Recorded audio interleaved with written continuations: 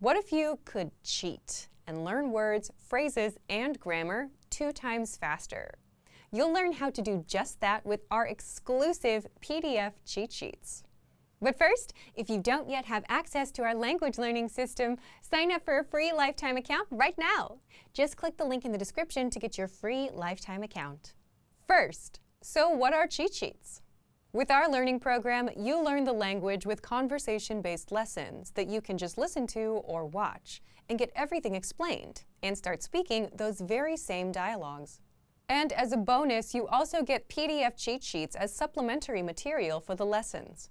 These cheat sheets cover must-know topics like weather, your hobbies, daily routine, and much more.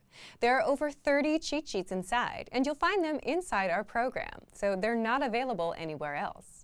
Inside each cheat sheet, you get the words, phrases, and sentence patterns related to the topic that you can quickly review whenever you have a minute or two. So that's how the cheat sheets work. Now, how can you learn faster with these cheat sheets? Just download a cheat sheet, print it, keep it nearby, and glance through as much as possible. Not for hours a day, but just a few minutes throughout the day. It's as simple as that. If you can follow these simple steps and do this daily, you'll actually learn faster. Faster than if you were to sit down and memorize for hours a day. You'll know all of the words and phrases in and out, simply because you've seen them enough times. Language learning is all about repeated exposure. The more you're exposed to the language, the better you'll remember it. And the cheat sheets give you that quick exposure to the words, phrases, and grammar patterns. You can always save the PDFs to your device, but having physical cheat sheets will speed up your progress. It's just easier to pick one up and glance through. Plus, you can write on them for extra practice. Otherwise, if you keep the PDFs on your device, chances are you'll barely use them and forget about them. How can you get access to our PDF cheat sheets? If you're a member, you already have access. If not, just click the link in the description and sign up for a free lifetime account to get our learning program and these bonus cheat sheets. Once you've signed up and logged in, come back to the special PDF lessons page. The PDFs will now be available for instant download, and that's it. So, if you want to learn the language and get access to these learning tools and our learning system, sign up for a free lifetime account right now. Just click the link in the description to get your free lifetime account. This is the sound. This is the ch sound. And this is the j sound. By the end of this lesson, you'll be able to tell them apart. Plus, you'll be practicing them and on your way to perfect pronunciation. I'm Alicia, and this is English pronunciation through minimal pairs. First is this is the sound in how, help, perhaps, and other words. Next is ch. This is the ch sound in child, teacher, match, and other words. The last is j. This is the j sound in just, major, age, and other words. To make the sound, open the teeth and lips and release a burst of air. The tongue should be relaxed.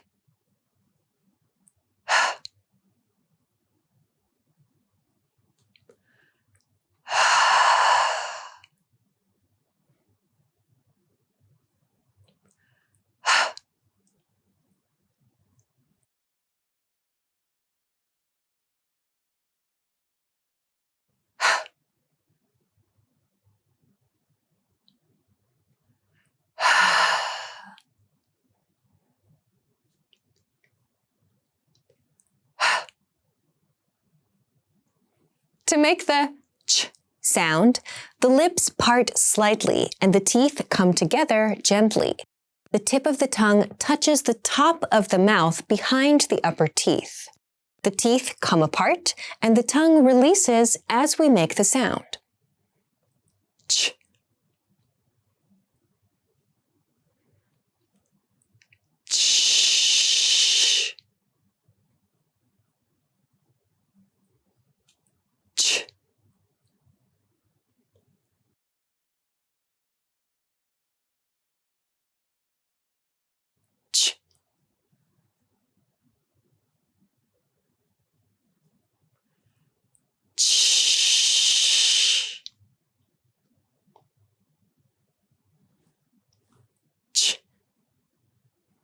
To make the j sound, the front teeth move together and the lips are in an O shape. The tip of the tongue is against the back of the upper teeth. When we release the sound, we release the tongue and part the teeth. J.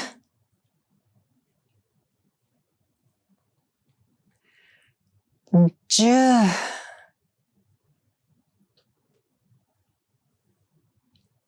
J.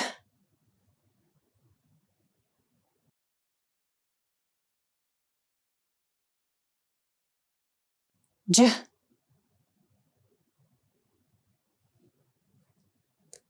J.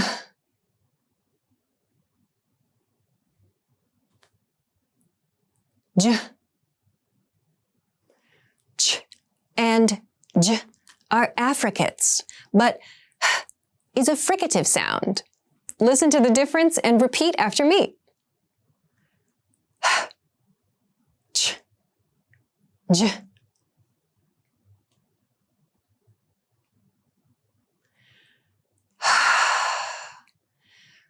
Ch, j.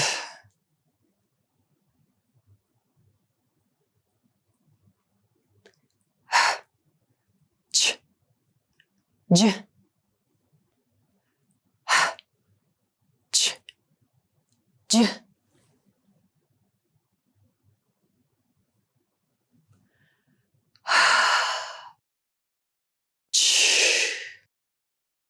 J.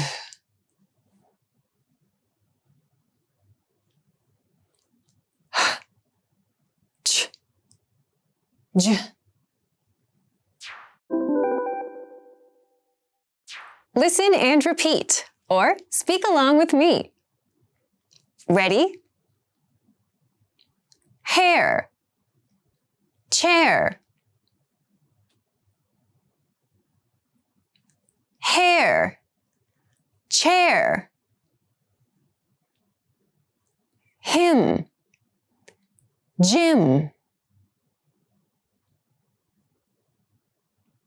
him, Jim, chain, Jane, chain, Jane. Let's review. Respond to the prompts by speaking aloud. Then repeat after me, focusing on pronunciation. Do you remember the fricative sound?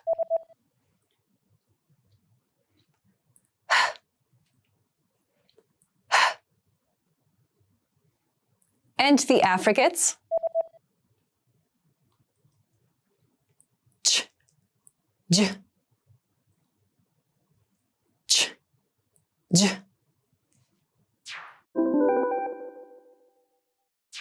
Let's practice. Compare the sounds in these two words.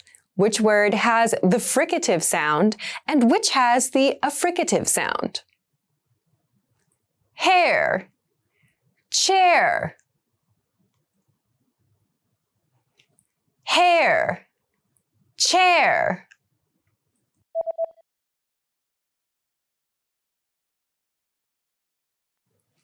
Hair has the fricative sound and chair has the affricative sound ch.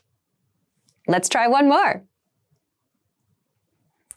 Him, Jim, him, Jim.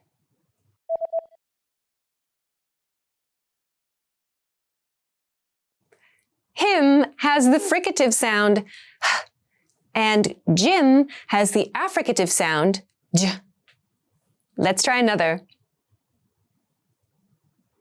Chain, Jane, chain, Jane.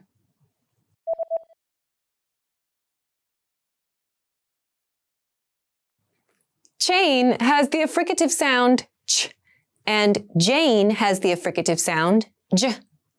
Now, listen to this sentence. Which words have the fricative sound and which have the affricative sounds? Jim just helped the child in need, showing how kind he is.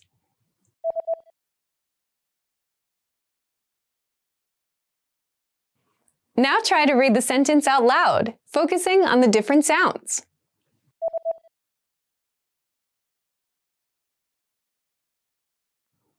Jim just helped the child in need, showing how kind he is. Let's try one more.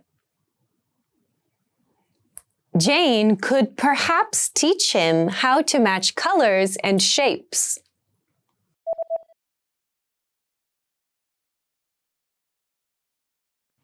Now try to read the sentence out loud, focusing on the different sounds.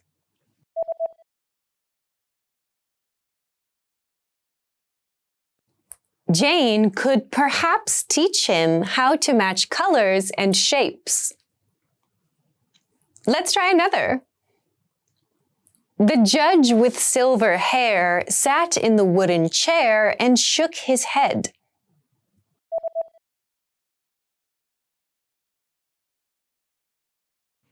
Now try to read the sentence out loud, focusing on the different sounds.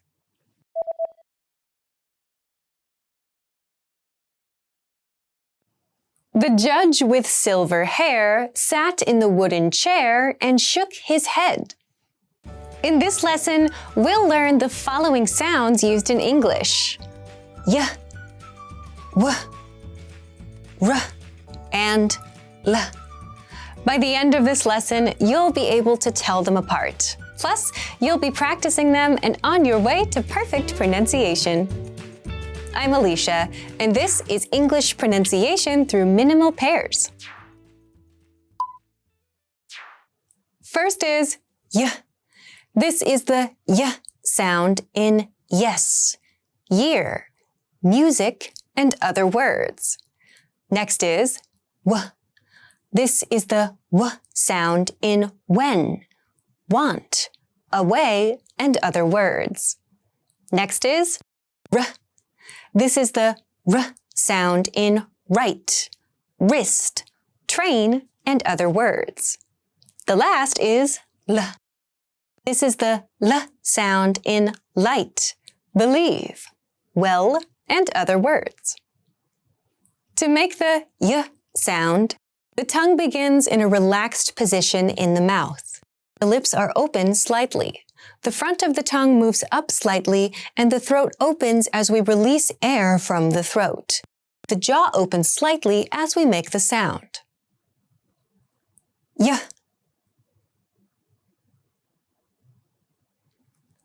Y.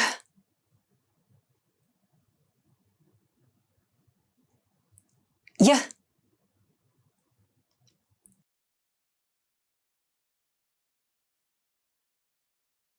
Y. Y.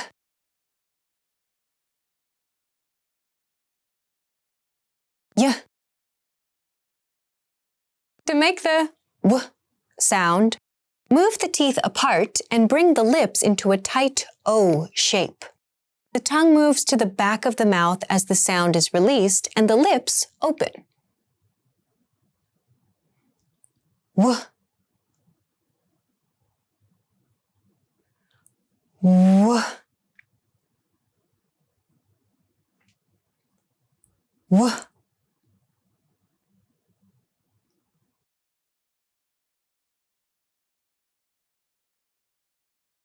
W.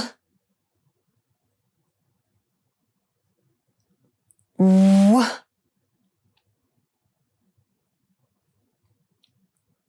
W. To make the r sound, the teeth move apart very slightly and the lips form a tight oval. Put the tip of the tongue behind the bottom teeth.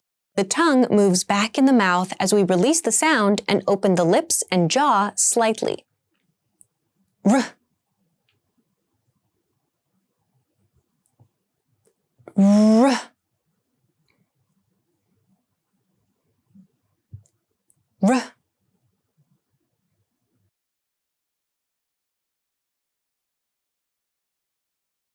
R.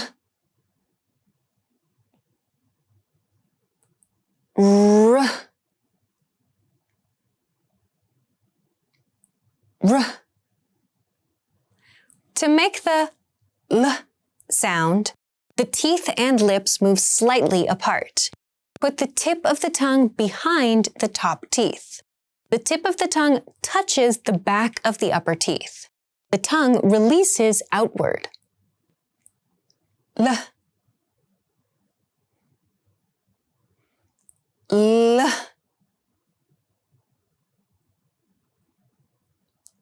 L.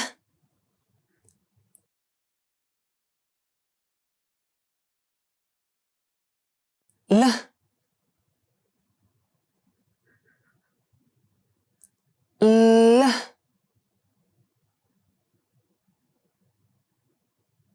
L. All four sounds are approximants, but r and l are alveolar sounds. Y is palatal and w is labial velar. Listen to the difference and repeat after me. Y, w, r, l. Y, w, r, l.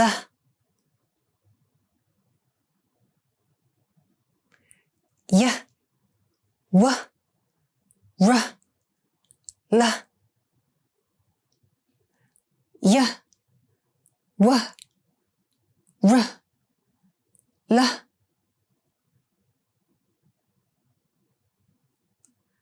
Y, w, r, l.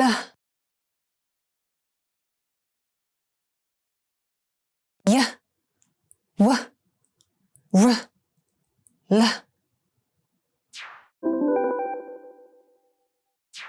Listen and repeat, or speak along with me. Ready? Wet, yet. Wet, yet. Light, right. Light, right. Lake, wake.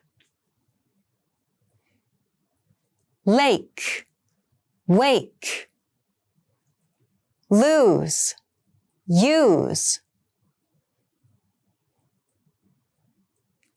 Lose, use. Let's review. Respond to the prompts by speaking aloud. Then repeat after me, focusing on pronunciation. Do you remember the alveolar sounds?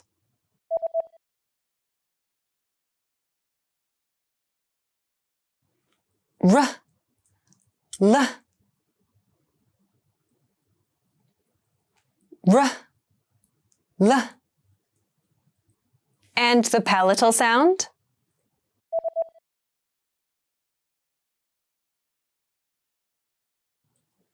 Y, y. And the labial velar sound?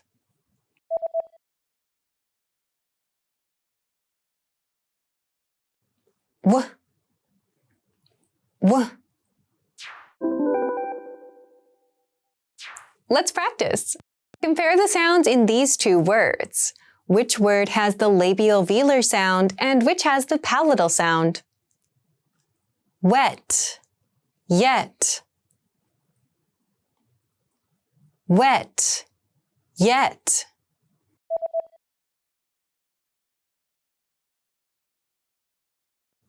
Wet has the labial velar sound w, and yet has the palatal sound y. Let's try one more. Which word has the alveolar sound l that's pronounced with the tip of the tongue touching the back of the upper teeth, and which has the alveolar sound r that's pronounced with the tip of the tongue behind the bottom teeth? Light, right.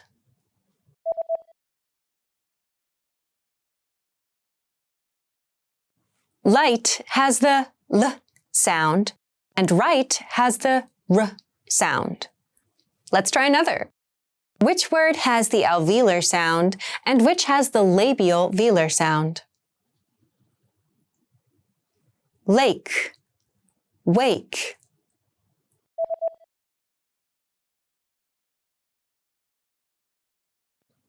Wake has the labial velar sound w, and lake has the alveolar sound l. Let's try one more. Which word has the alveolar sound and which has the palatal sound? Lose, use.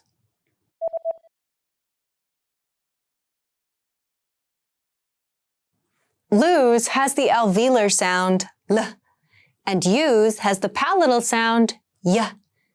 Now, listen to this sentence. Which words have the palatal sound y, and which have the labial velar sound w? I wanted to know what kind of music I heard yesterday.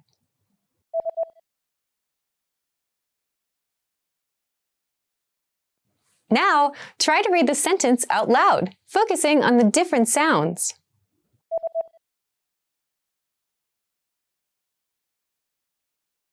I wanted to know what kind of music I heard yesterday. Let's try one more. I used to go away every year when I was younger.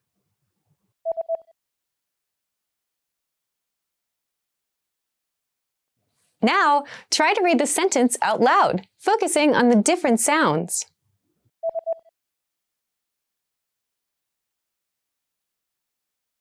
I used to go away every year when I was younger.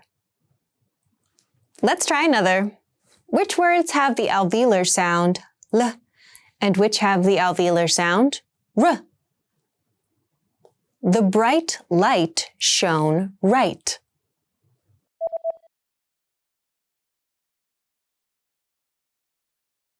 Now, try to read the sentence out loud, focusing on the different sounds.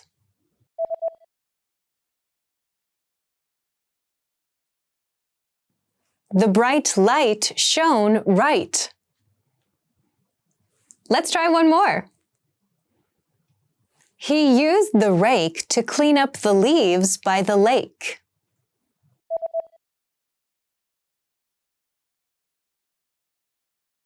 Now, try to read the sentence out loud, focusing on the different sounds.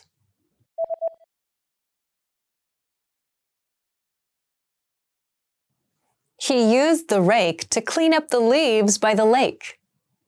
Hi everybody, my name is Alicia. In this video, I'm going to talk about the differences between simple present tense and present continuous tense. I'm also going to talk about some common mistakes that we sometimes see with these grammar points. Let's get started.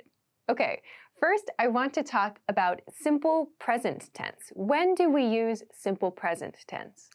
We use simple present tense to express general facts and things that are always true. So here are some examples of just simple facts, everyday information, things that are always true. She speaks Spanish. She speaks Spanish. This is a fact. It's talking about someone's ability. The next one. He exercises every day. He exercises every day. This is like a regular action. It's kind of a fact, like part of someone's schedule. One more. I work in the city. I work in the city. Again, another basic fact about someone's life or about their schedule. So these all express something that's always true or something that's true regularly. We can also use simple present tense for schedules and timetables. So when you're using a bus or a train, an airplane, something like that, and you're looking at the schedule for that thing, you'll probably see present tense used in full sentences to describe the times. For example, the bus leaves at 2 p.m. The bus leaves at 2 p.m. And the flight arrives at 10 a.m. The flight arrives at 10 a.m. So in these sentences, leaves and arrives are the verbs in simple present tense. We do this because we're expressing a timetable. if it's helpful, you can kind of think of these timetables like facts, like schedule facts, right? So maybe a good key word to think about for this grammar point is that we're thinking about facts with simple present tense. So lastly, let's talk about how we make simple present tense. If our subject is I, you, we, or they, we follow it with the infinitive form of a verb. If we want to make the negative form, we place don't before the verb. So in our example sentences here, we saw, I work in the city. In this sentence, the subject is I, and the infinitive verb work is here. So, I work. And of course, there may be some extra information after the verb, as in this case. So, I work in the city. If the subject is he, she, or it, we use the infinitive verb after it plus s. This s is very important in speech and in writing, so don't forget it. This is a very common mistake. Learners of English often forget to pronounce the s or they forget to write the s. So don't forget this little s. It's very, very important. It seems like a small point, but you have to have it there. So let's look at some example sentences that follow this pattern. The first sentence we looked at, she speaks Spanish, follows this pattern. So she plus infinitive verb with an s. So the infinitive verb is speak plus s. She speaks Spanish. Here's another one. He exercise is the infinitive verb plus s means he exercises is the correct sentence. He exercises every day. And the last two, we have the bus and the flight as our subjects. So we follow this it pattern. So the bus leaves at 2 p.m. The bus leaves at 2 p.m. Or the flight arrives at 10 a.m. Okay? So the final point I want to make about this grammar point is about the negative form here in red. If you want to make a sentence negative that has the I, you, we, they pattern, or the I, you, we, they subject, use don't before the infinitive verb. For example, to make this sentence negative, we'd say, I don't work in the city. Or if the subject is different, you don't work, we don't work, they don't work in the city. So use don't plus the infinitive verb to make the negative. This point is one I want to, again, reinforce about a key difference between the positive and the negative forms. When your subject is he, she, or it, and you want to make a negative, simple present tense statement, you use doesn't before the verb, but you do not include the s at the end. There is no change to the verb.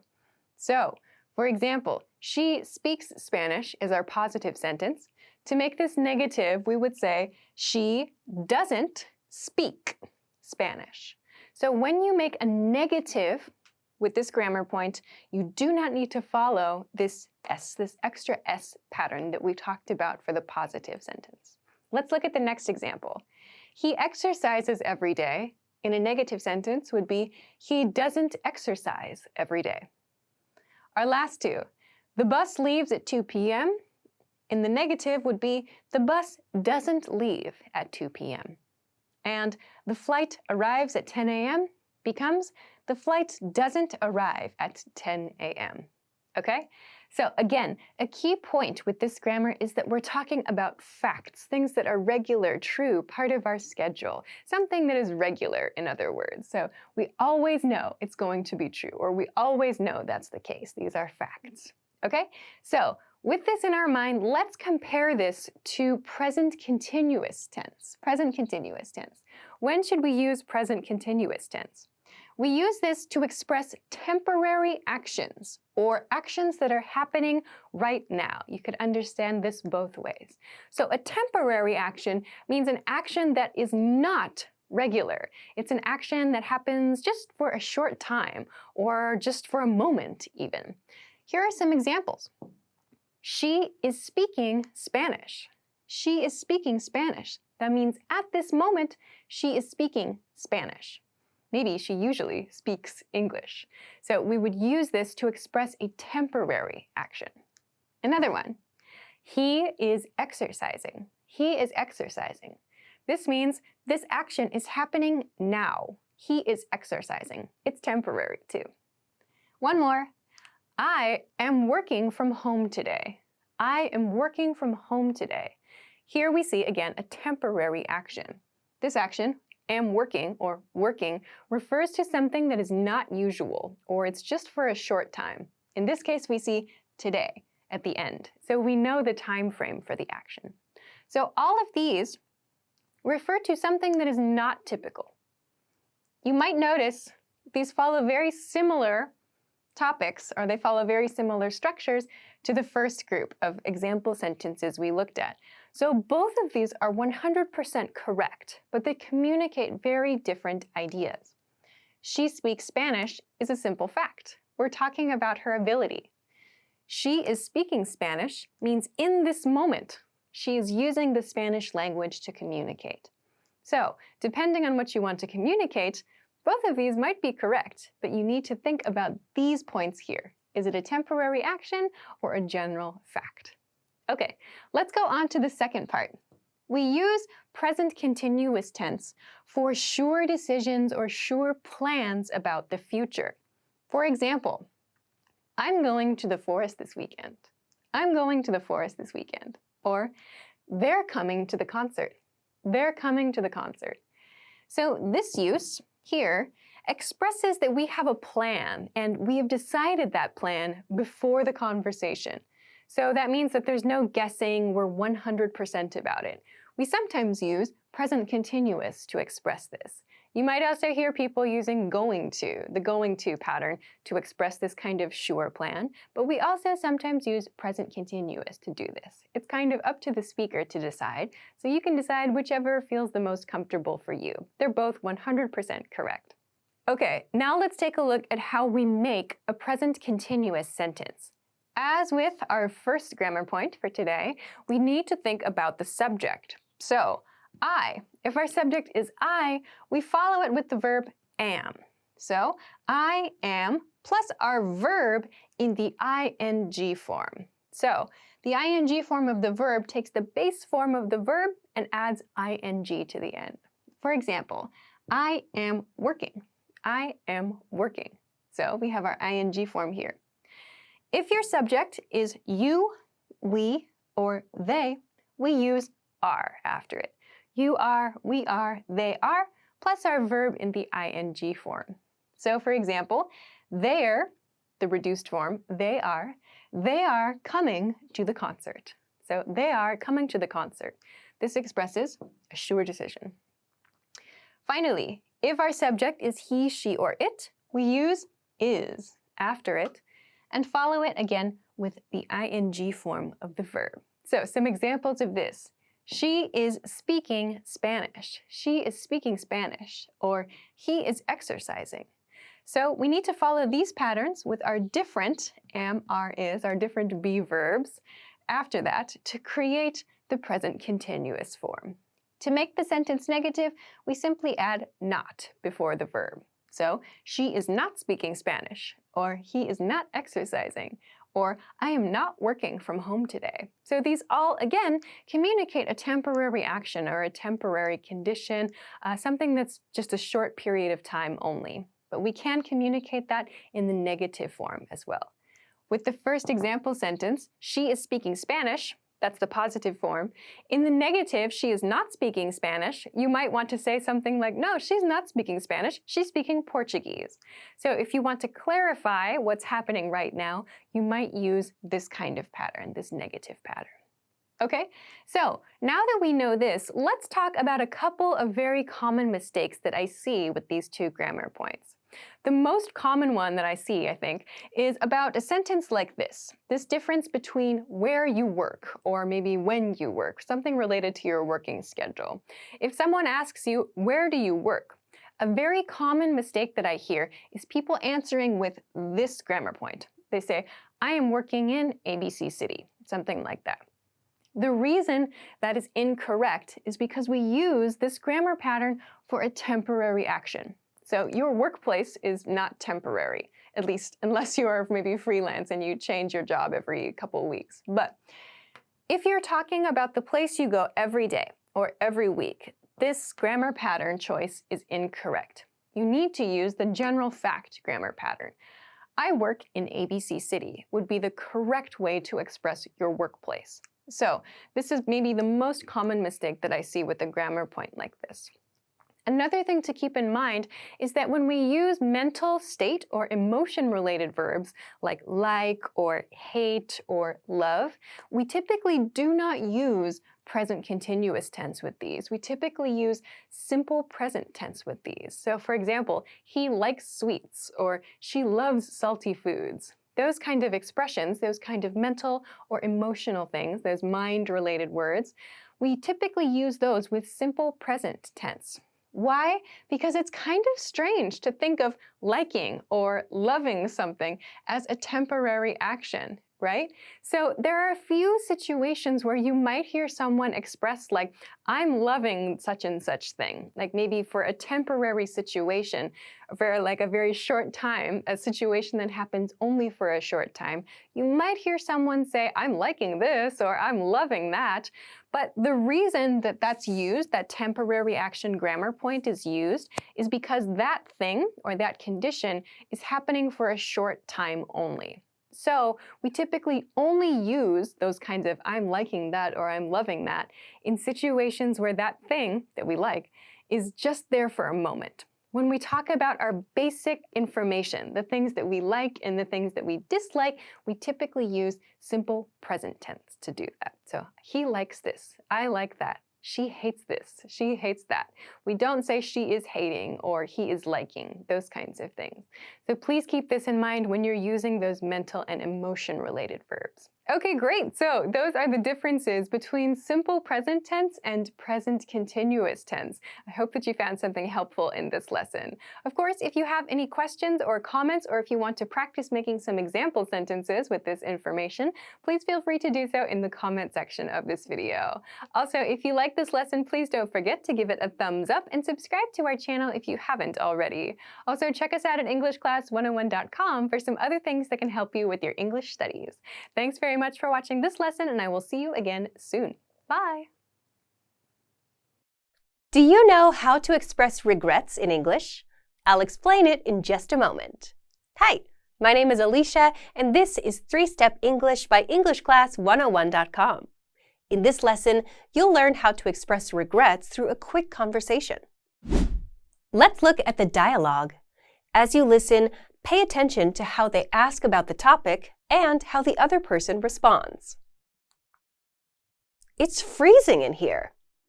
I wouldn't say freezing. I'd say it's a cool 53 degrees or maybe less. 53 degrees? That's Fahrenheit. I see. Well, we should have gone to Greenberger.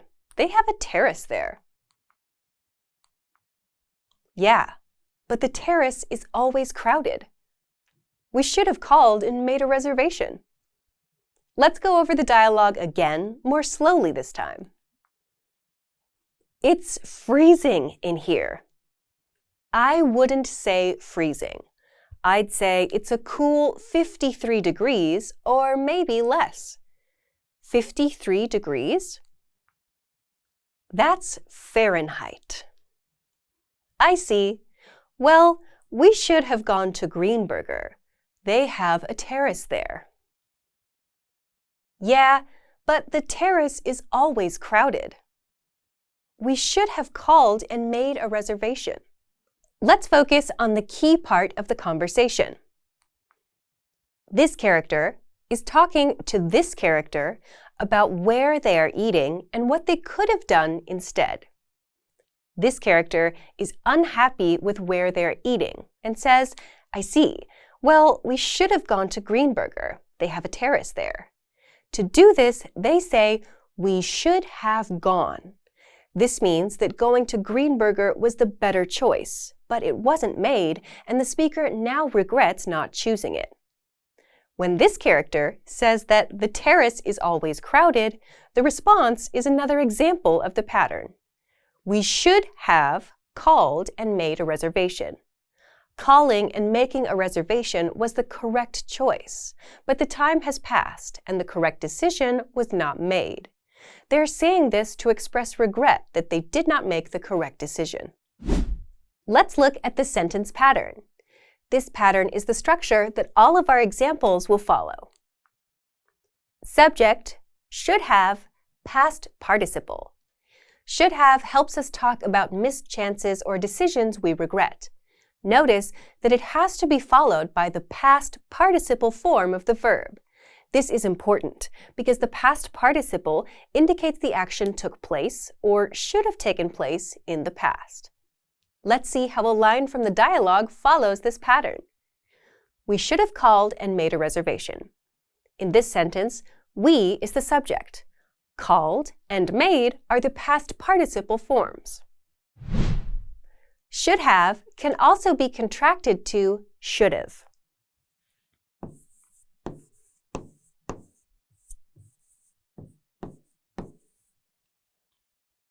You can only do this with the modal should have phrase. In other uses, like you should have 3 apples left, you cannot use the contraction. Now, let's look at some speaking examples. We should have met up a bit later. Can you see how the pattern applies here? We is the subject, followed by should have. Then, met up is the past participle. A bit later provides context on the time. Let's look at another. I should have taken my books back yesterday. I should have taken my books back yesterday. Let's try one more. You should have made a reservation. You should have made a reservation. Another one. They should have turned off the air conditioner. They should have turned off the air conditioner. One last example. We should have ordered another pizza. We should have ordered another pizza. Let's review. Using the sentence pattern we learned, do you know how the words should be ordered?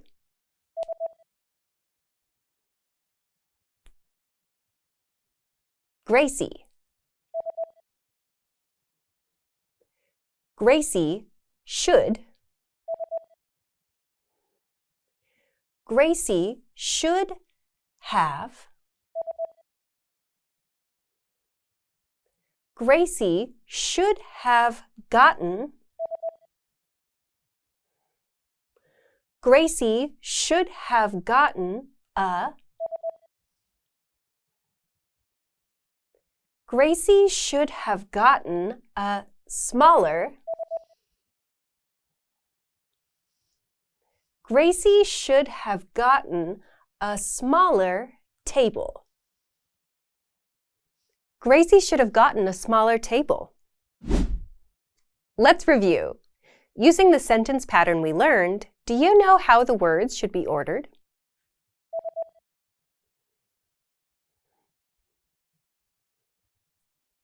They. They should. They should have. They should have turned. They should have turned off. They should have turned off the. They should have turned off the air. They should have turned off the air conditioner. They should have turned off the air conditioner. Thank you for watching. Now you know how to express regrets in English. And now you can move on to the practice. Do you know how to express regrets in English? Welcome to 3-Step English Practice by EnglishClass101.com. In this lesson, you'll practice expressing regrets in English. Let's look at the main dialogue. Two people are having a conversation. I see. Well, we should have gone to Greenberger. They have a terrace there. Yeah, but the terrace is always crowded. We should have called and made a reservation. Here, the first person is using should have to express regret by saying an action that they could have taken but didn't. The thing they should have done is indicated by the past participle verb that follows directly after. Here, the past participle in the first line of dialogue is gone, and the ones in the third line are called and made. Let's practice with this grammar more in this lesson. Choose the best answer to complete the sentence. Ready? We should have up a bit later. We should have up a bit later. Met.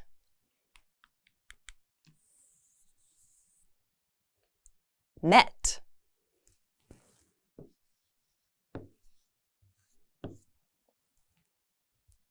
We should have met up a bit later. We should have met up a bit later. Choose the best answer to complete the sentence. Ready?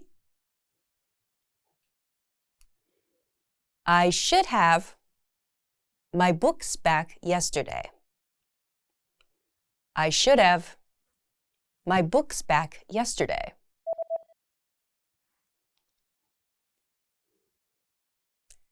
Taken. Taken.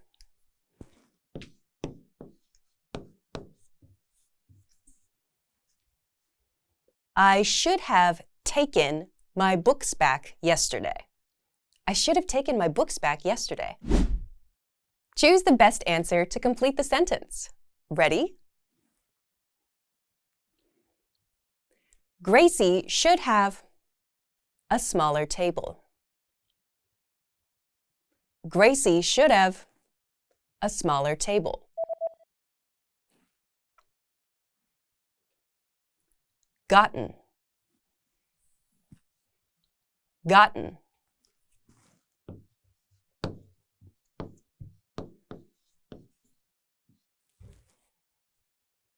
Gracie should have gotten a smaller table. Gracie should have gotten a smaller table. Unscramble the words to make a sentence.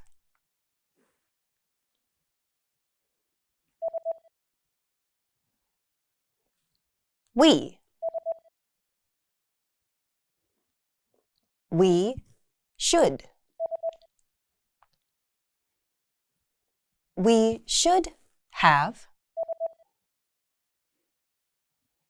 We should have ordered. We should have ordered another. We should have ordered another pizza. We should have ordered another pizza. Unscramble the words to make a sentence.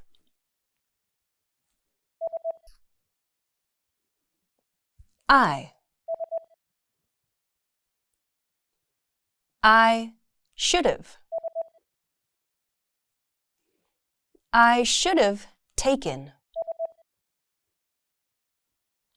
I should have taken the. I should have taken the rapid. I should have taken the rapid train. I should have taken the rapid train. Choose the best answer to complete the sentence. Ready? I should have eaten or ate something healthy. I should have eaten or ate something healthy.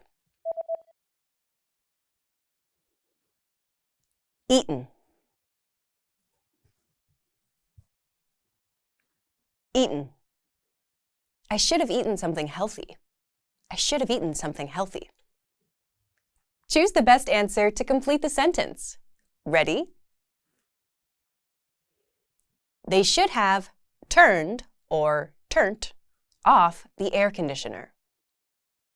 They should have turned or turned off the air conditioner. Turned. Turned. They should have turned off the air conditioner. They should have turned off the air conditioner. Choose the best answer to complete the sentence. Ready?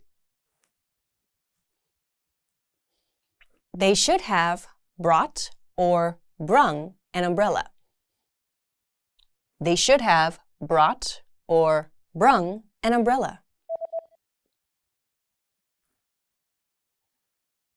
Brought. Brought. They should have brought an umbrella. They should have brought an umbrella. Listen to what I say. Can you match the past participles I use to the present tense forms on the screen? Let's begin.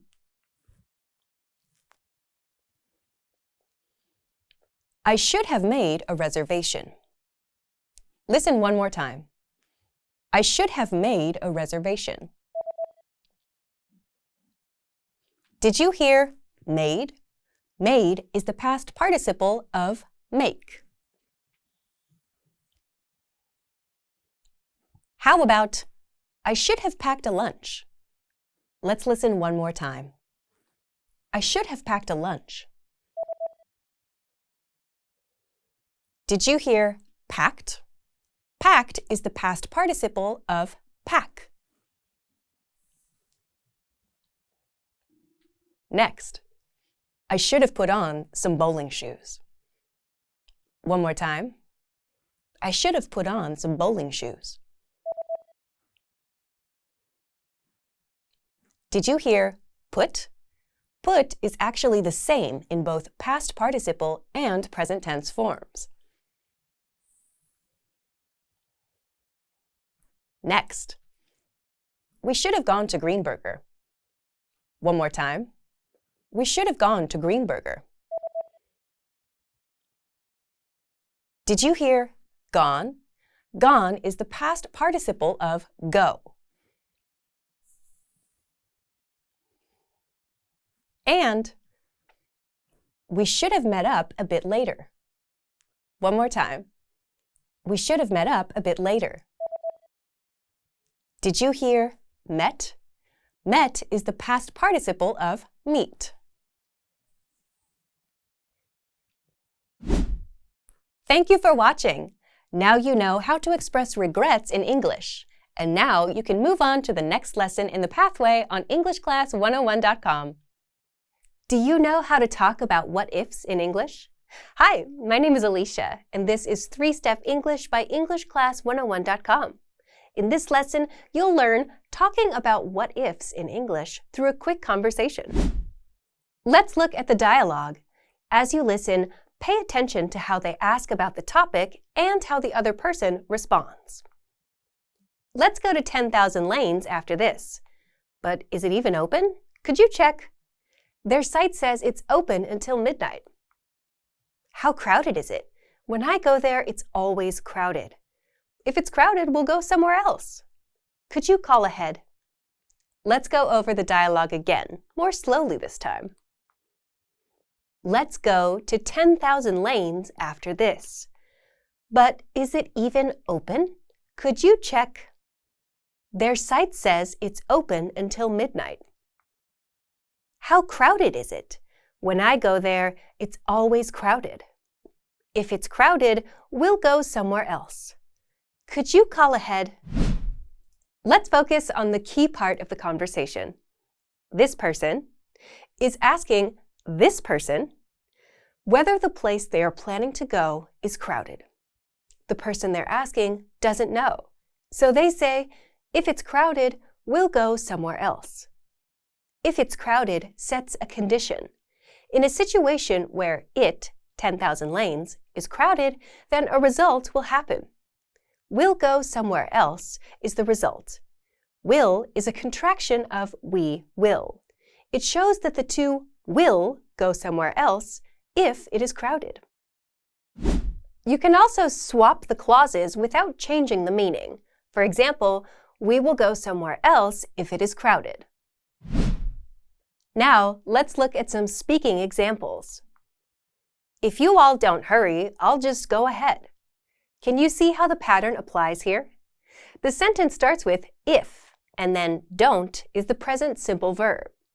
Note that, unlike in the dialogue, the entire contraction of don't is considered as the verb. That's because in the dialogue, the contractions were combining pronouns with verbs, like we'll being we plus will. In the case of don't, it combines do and not. Here, do is the verb, and not changes it to the negative form. After that, we have another contraction of a pronoun and verb in I'll, which is I plus will. Will is the modal verb, and just go ahead is the action they'll take in this what-if situation. Next, if they put us near the smoking section, I'll ask to move.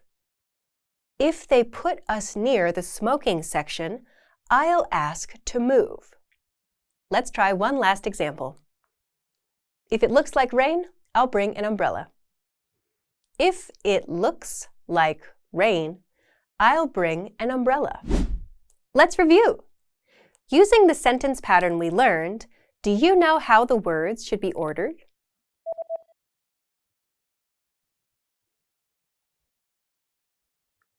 If. If you.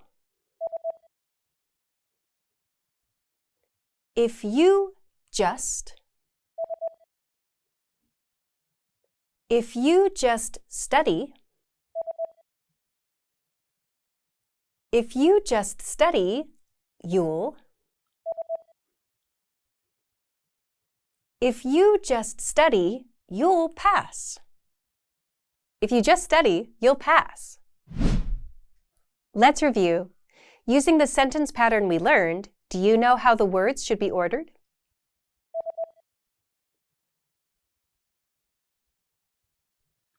If. If they. If they save. If they save money. If they save money, they'll. If they save money, they'll take. If they save money, they'll take a. If they save money, they'll take a trip. If they save money, they'll take a trip. Thank you for watching. Now you know how to talk about what-ifs in English. And now you can move on to the practice. Do you know how to talk about what-ifs in English? Welcome to 3-Step English Practice by EnglishClass101.com. In this lesson, you'll practice talking about what-ifs in English. Let's look at the main dialogue. Two people are having a conversation. How crowded is it? When I go there, it's always crowded.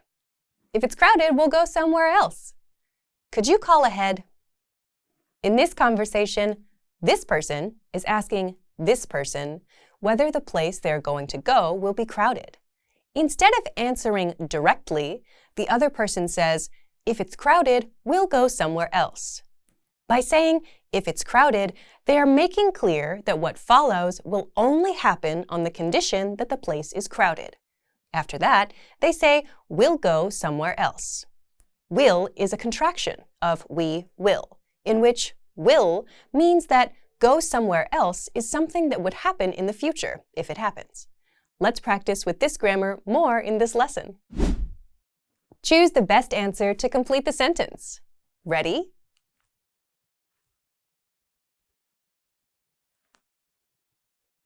If you all don't hurry, we miss the bus.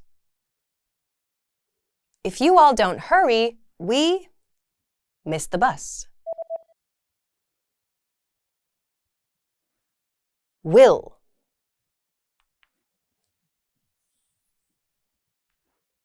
Will.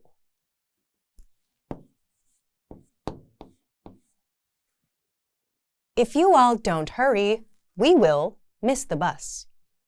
If you all don't hurry, we will miss the bus. Choose the best answer to complete the sentence. Ready?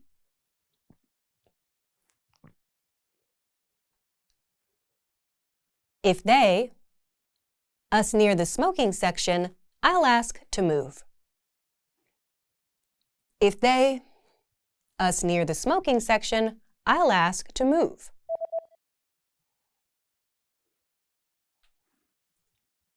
Put. Put.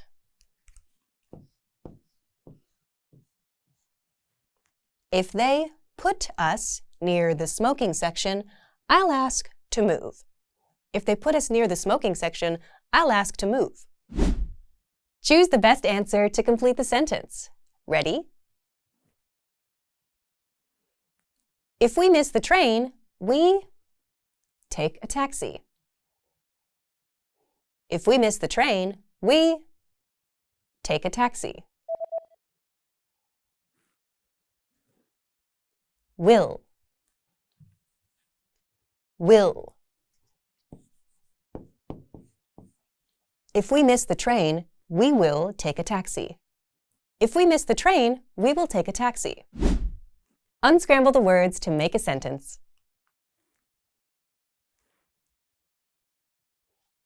If we can't, if we can't visit, if we can't visit now, if we can't visit now, we'll, if we can't visit now, we'll go. If we can't visit now, we'll go next. If we can't visit now, we'll go next week. If we can't visit now, we'll go next week. Unscramble the words to make a sentence.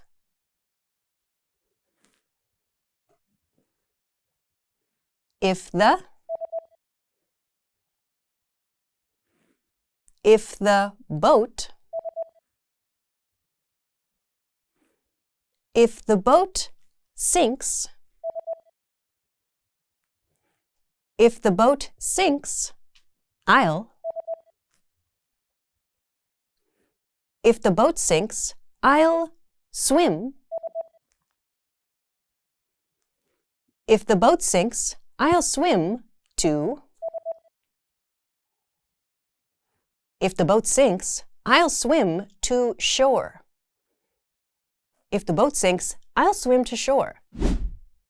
Choose the best answer to complete the sentence. Ready?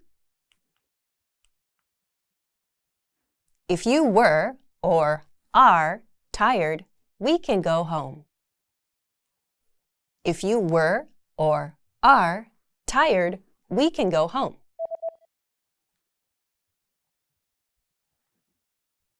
Are. If you are tired, we can go home. If you're tired, we can go home. Choose the best answer to complete the sentence. Ready? If they drive or drove badly, we will be in trouble. If they drive or drove badly, we will be in trouble. Drive. If they drive badly, we will be in trouble. If they drive badly, we will be in trouble.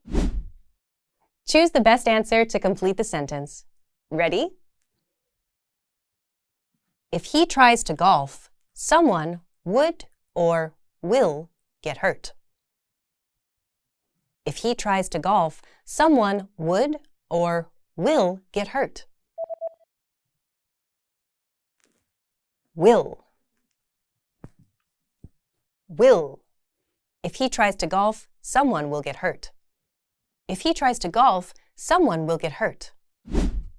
Choose the best answer to complete the sentence. Ready?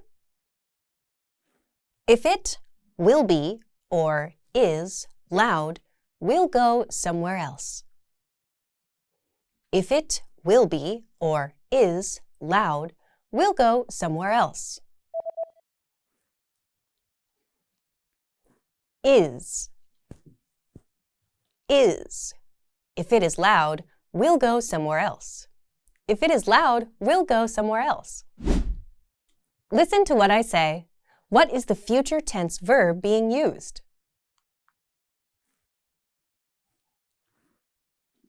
If they don't have pizza, I won't go. Listen one more time. If they don't have pizza, I won't go. Did you hear won't? Won't has the meaning of will not, but is actually from an older word that is no longer used in English. That's why it isn't spelled willn't like you might expect.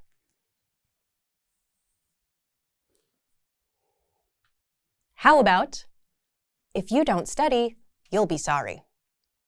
Let's listen one more time. If you don't study, you'll be sorry.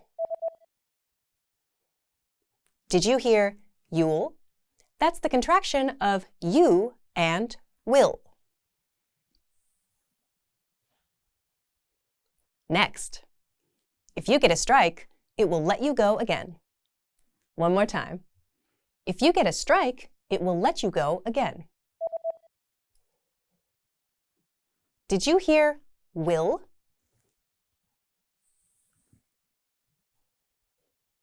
Next, if we show up late, they'll be mad. One more time. If we show up late, they'll be mad. Did you hear they'll? That's a contraction of they and will. And if I miss my bus, I'll have to drive to work. One more time. If I miss my bus, I'll have to drive to work. Did you hear I'll? That's the contraction of I and will. Thank you for watching. Now you know how to talk about what-ifs in English. And now you can move on to the next lesson in the pathway on EnglishClass101.com. Do you know how to give indirect instructions in English? Hi, my name is Alicia, and this is 3-Step English by EnglishClass101.com. In this lesson, you'll learn how to give indirect instructions in English through a quick conversation. Let's look at the dialogue. As you listen, pay attention to how they ask about the topic and how the other person responds. Okay, everyone, I got us a taxi. Jack, this cab can't take more than 4 people. Okay, let's split up then. I'll also let Tess know to meet us at the next place. Where are we going again? Tell the driver to go to 10,000 lanes. 10,000 lanes. Is he even going to know how to get there? Ask him to take you to Times Square. We can walk from there. Let's focus on the key part of the conversation. Here, the first person is giving this person indirect instructions for the taxi driver. He says, tell the driver to go to 10,000 lanes. This is considered indirect because he is not directly telling the taxi driver what to do. Instead, he is giving his friend instructions on what directions to give the taxi driver. Tell the driver is the instruction to his friend. The phrase that follows this is the instructions for the driver. To go to 10,000 lanes.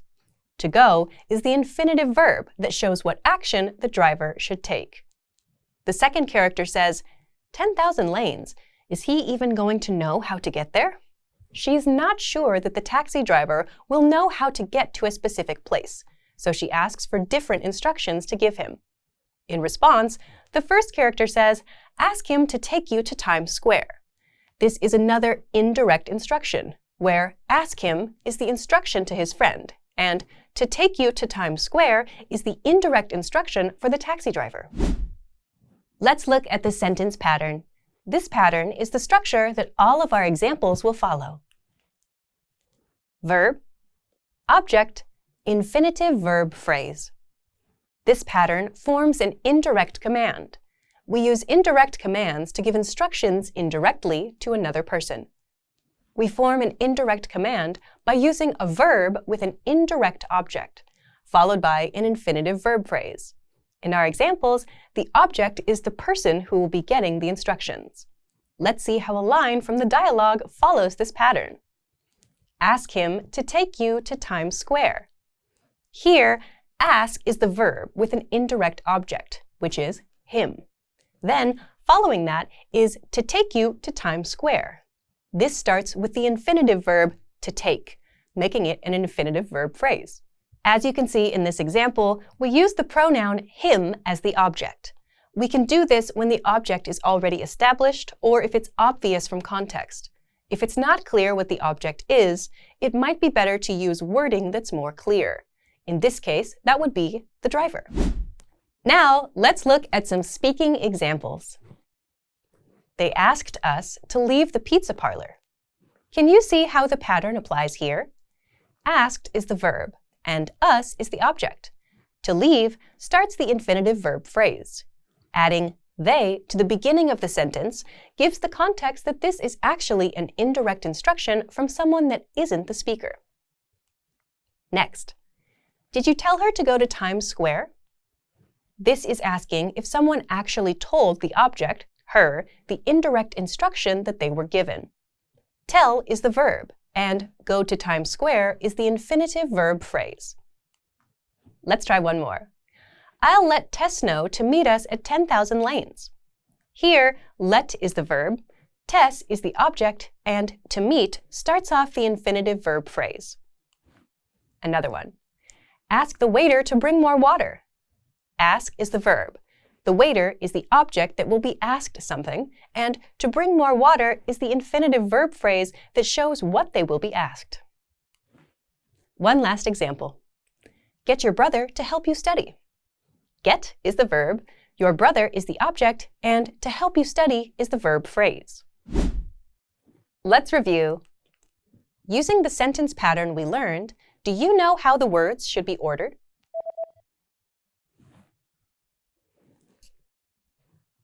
My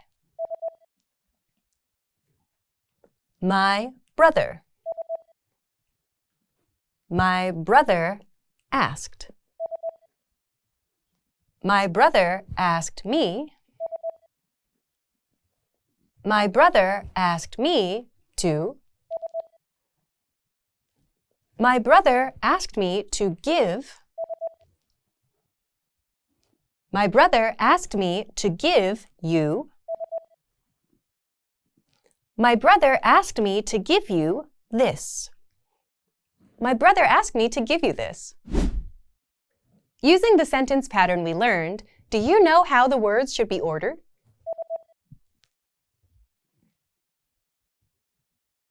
Will. Will you? Will you remind? Will you remind everyone? Will you remind everyone to? Will you remind everyone to bring? Will you remind everyone to bring a? Will you remind everyone to bring a dish? Will you remind everyone to bring a dish? Thank you for watching. Now you know how to give indirect instructions in English, and now you can move on to the practice. Do you know how to give indirect instructions in English? Welcome to 3-Step English Practice by EnglishClass101.com. In this lesson, you will practice how to give indirect instructions in English. Let's look at the main dialogue. Two people are having a conversation. Tell the driver to go to 10,000 Lanes. 10,000 Lanes? Is he even going to know how to get there? Ask him to take you to Times Square. We can walk from there. In this dialogue, two people are discussing how to get a taxi driver to take one of them to a meeting place. This character tells this character to tell the driver to go to 10,000 Lanes, the name of the place they want to meet. This is an indirect instruction. The character is passing on directions to the other character as to what the taxi driver should do, not the second person herself. When asked by her whether the taxi driver would be able to follow the instructions, he says, "Ask him to take you to Times Square." This is another indirect instruction. It's formed with a verb, ask, followed by the object, him, followed by the infinitive verb phrase, to take you to Times Square. Let's practice with this grammar more in this lesson. Choose the best answer to complete the sentence. Ready? Ask him, you to the Chrysler Building. Ask him, you to the Chrysler Building.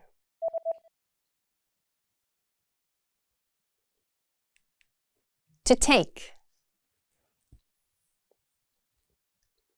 To take.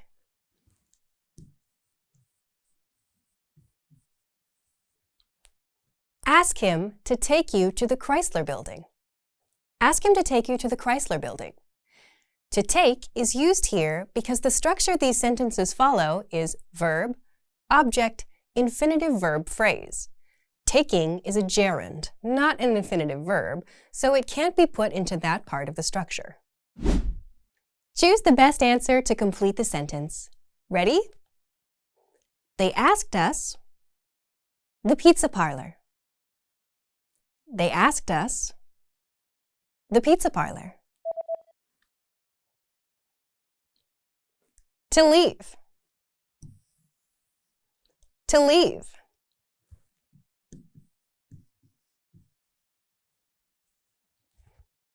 They asked us to leave the pizza parlor. They asked us to leave the pizza parlor. To leave is used here because the sentence pattern calls for an infinitive verb phrase, and to leave is the infinitive verb. Left is the past tense form and does not fit the pattern. Choose the best answer to complete the sentence. Ready? Did you tell her? An umbrella? Did you tell her? An umbrella? To take. To take.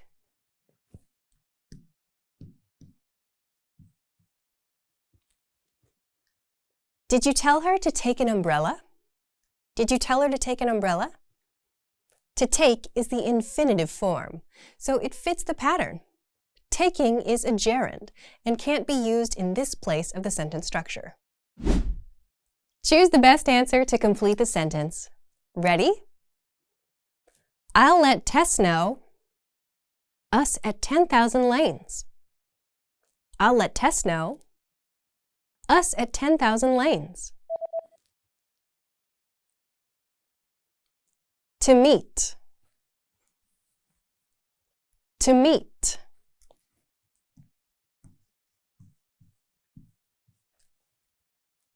I'll let Tess know to meet us at 10,000 Lanes.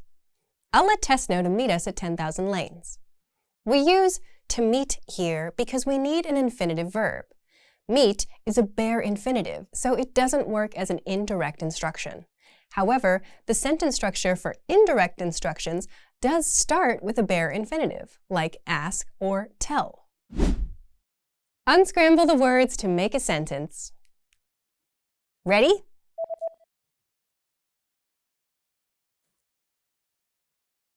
Will. Will you? Will you remind? Will you remind everyone? Will you remind everyone to? Will you remind everyone to bring? Will you remind everyone to bring an? Will you remind everyone to bring an umbrella? Will you remind everyone to bring an umbrella? Unscramble the words to make a sentence.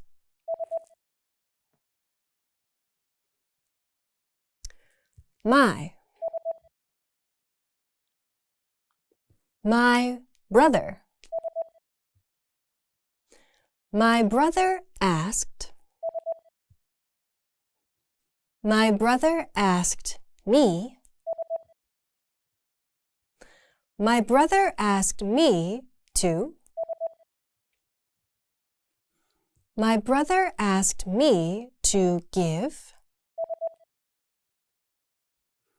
My brother asked me to give you. My brother asked me to give you this. My brother asked me to give you this. Choose the best answer to complete the sentence. Ready? Ask or to ask the waiter to bring more water. Ask or to ask the waiter to bring more water. Ask. Ask. Ask the waiter to bring more water. Ask the waiter to bring more water. Ask is used here because it is the bare infinitive. To ask is an infinitive, so it would be appropriate in the second part of the sentence structure, but not here. Choose the best answer to complete the sentence. Ready? To get or get your brother to help you study. To get or get your brother to help you study. Get. Get. Get your brother to help you study. Get your brother to help you study. Get is used here because it is a bare infinitive. You can say, get your brother to help you study, but you cannot say, to get your brother help you study. Choose the best answer to complete the sentence. Ready?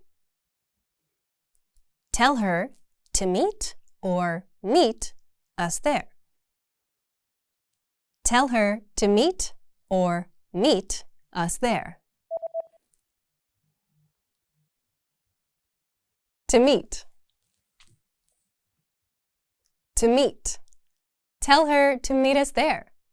Tell her to meet us there. To meet is used here because it is the second part of the sentence structure. Choose the best answer to complete the sentence. Ready? Ask her, get or to get me bowling shoes. Ask her, get or to get me bowling shoes. To get. To get. Ask her to get me bowling shoes. Ask her to get me bowling shoes. To get is used here because the second part of the sentence structure calls for an infinitive, not a bare infinitive verb. Listen to what I say and try to match the answers. What verb is being used in the indirect request? Ask the waiter to bring more water. Listen one more time. Ask the waiter to bring more water. Did you hear bring? Bring is the verb used for the indirect request. Ask is the verb used for the request to make the indirect request.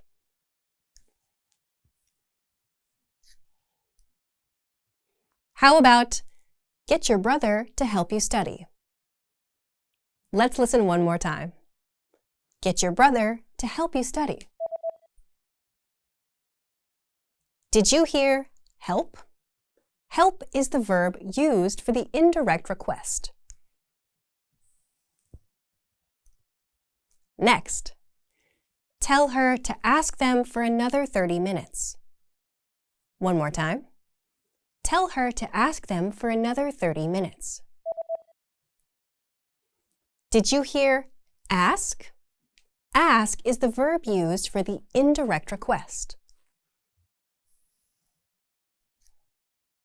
Next, ask them to get a bagel for me. One more time. Ask them to get a bagel for me. Did you hear get? Get is the verb used for the indirect request. And get him to tell everyone that we're busy. One more time. Get him to tell everyone that we're busy. Did you hear tell? Tell is the verb used for the indirect request. Thank you for watching. Now you know how to give indirect instructions in English. And now you can move on to the next lesson in the pathway on EnglishClass101.com. Do you know how to make conditional statements in English? Hi, my name is Alicia, and this is 3-Step English by EnglishClass101.com. In this lesson, you'll learn how to make conditional statements in English through a quick conversation. Let's look at the dialogue. As you listen, pay attention to how they ask about the topic and how the other person responds. I'll take a size 38 shoe, please. Jingliu, I think you're more of a size 7. That doesn't make much sense. Well, how does it fit? It fits perfectly, actually, though I'm still confused. Yeah, if I had a bowling alley, I'd use the metric system.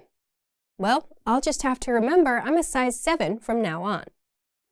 Let's go over the dialogue again, more slowly this time. I'll take a size 38 shoe, please. Jingliu, I think you're more of a size 7. That doesn't make much sense. Well, how does it fit? It fits perfectly, actually, though I'm still confused. Yeah, if I had a bowling alley, I'd use the metric system. Well, I'll just have to remember I'm a size 7 from now on. Let's look at the sentence pattern. This pattern is the structure that all of our examples will follow. If, past simple verb phrase, would, bare infinitive verb phrase. We use this pattern to talk about what would happen in an ideal but unlikely situation. Between the past simple verb phrase and would, there will be a pronoun that refers to the subject. However, it is often contracted with would, using words such as I'd, we'd, or she'd. Let's see how a line from the dialogue follows this pattern.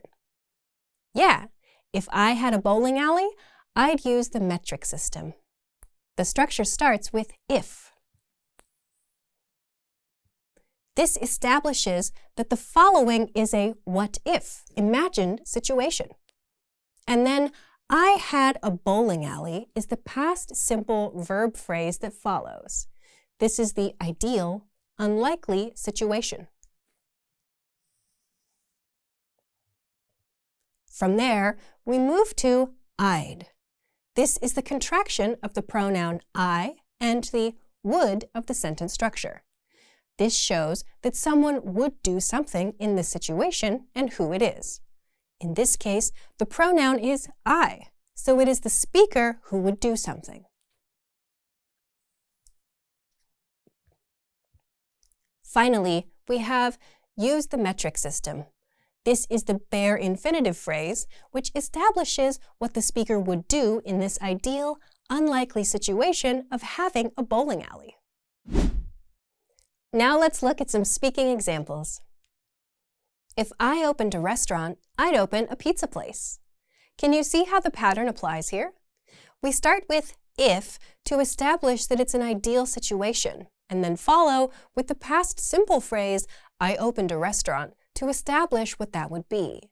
Then we have I'd, the contraction of the pronoun and would, to establish who would be doing something in this ideal situation. Finally, we have open a pizza place, which is the action they would take. So, in the ideal situation of being able to open a restaurant, the speaker would open a pizza place. Next, If she owned a store, she'd get a lot of business. Here, we start with if, and the ideal situation is a third person, she, owning a store. Then, we contract the pronoun she with would to form she'd. Lastly, we have the bare infinitive verb phrase, get a lot of business. Let's try one more. If I won the lottery, I'd go bowling every day. If, followed by I won the lottery, the past simple verb phrase. Then the contraction I'd, and the bare infinitive verb phrase, go bowling every day. One last example. If I were you, I'd order 2 pizzas. If, then, I were you, followed by the contraction I'd, and finally, order 2 pizzas. Let's review. Using the sentence pattern we learned, do you know how the words should be ordered?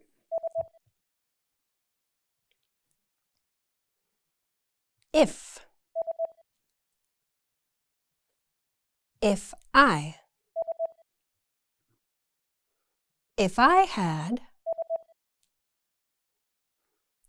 had spare, if I had spare time, if I had spare time, I'd, if I had spare time, I'd study. If I had spare time, I'd study art. If I had spare time, I'd study art. One more. If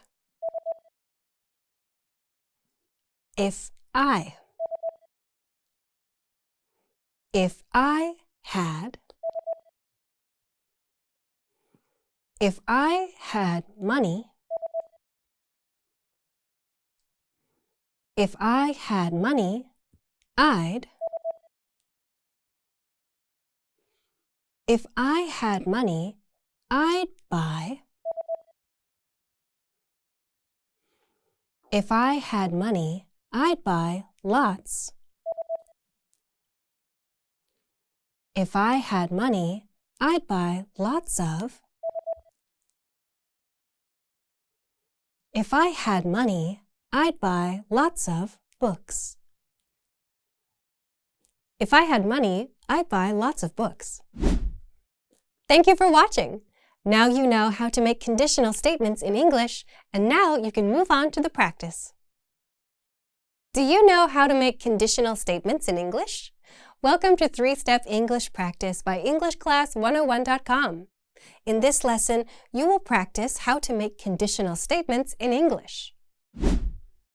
Let's look at the main dialogue. 2 people are having a conversation. Yeah, if I had a bowling alley, I'd use the metric system. Well, I'll just have to remember I'm a size 7 from now on.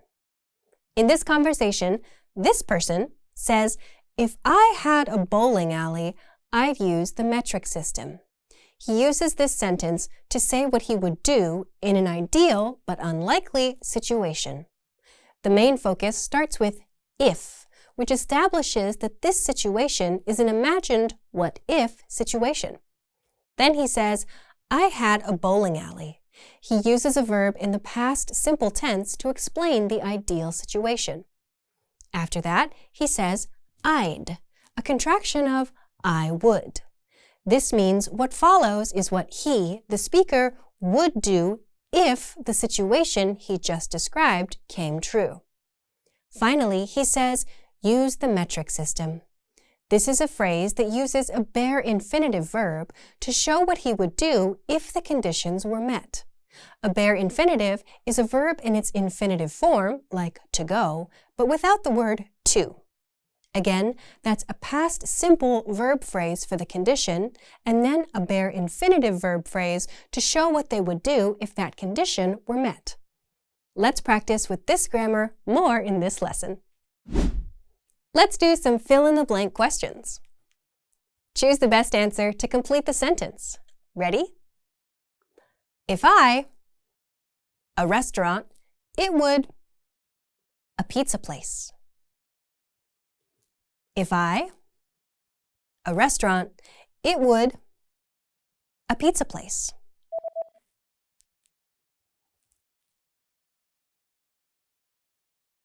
Had and be.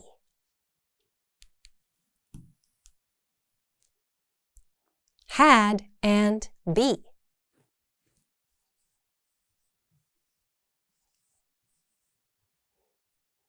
If I had a restaurant, it would be a pizza place. If I had a restaurant, it would be a pizza place. Had is the past simple tense of to have, and be is the bare infinitive form of to be. Also, this sentence shows that just because one person uses the past simple verb in the what if, it doesn't mean they also have to do the conditional action in the second part of the sentence. Here, it's the restaurant from the situation that does something with it would be. Choose the best answer to complete the sentence. Ready? If I, a grocery store, I'd, lots of things. If I, a grocery store, I'd, lots of things.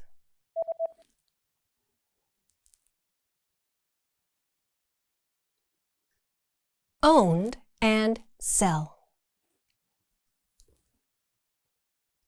Owned and sell.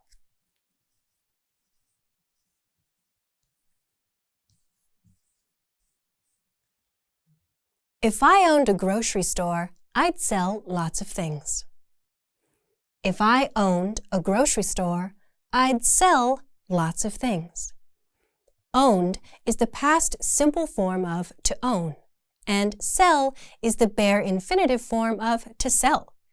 In the other option, the forms are swapped around.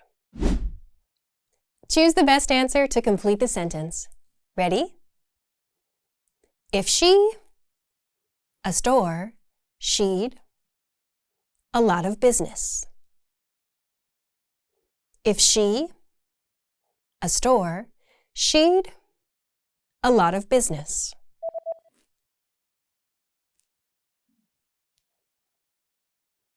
Ran and get. Ran and get.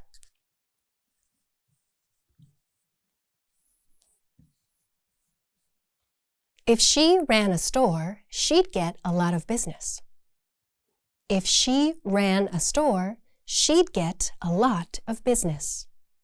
While both answers have the correct form for get, only the second has the correct past simple form for ran. Run is the bare infinitive form, and you can't form this kind of sentence with a bare infinitive verb in both places. Choose the best answer to complete the sentence. Ready? If I, the lottery, I'd, bowling every day. If I, the lottery, I'd, bowling every day.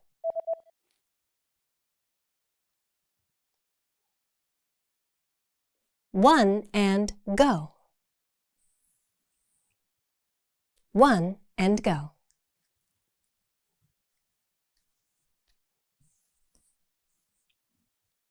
If I won the lottery, I'd go bowling every day.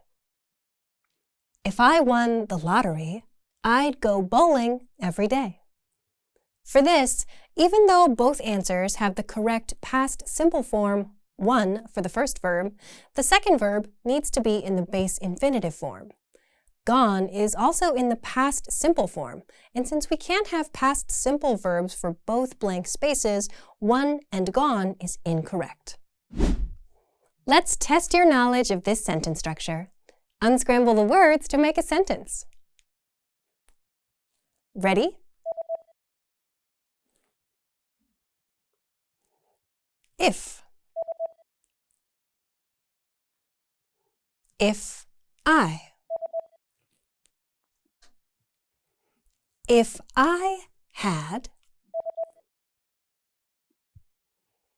If I had pets. If I had pets, I'd. If I had pets, I'd be. If I had pets, I'd be happy. If I had pets, I'd be happy. Unscramble the words to make a sentence.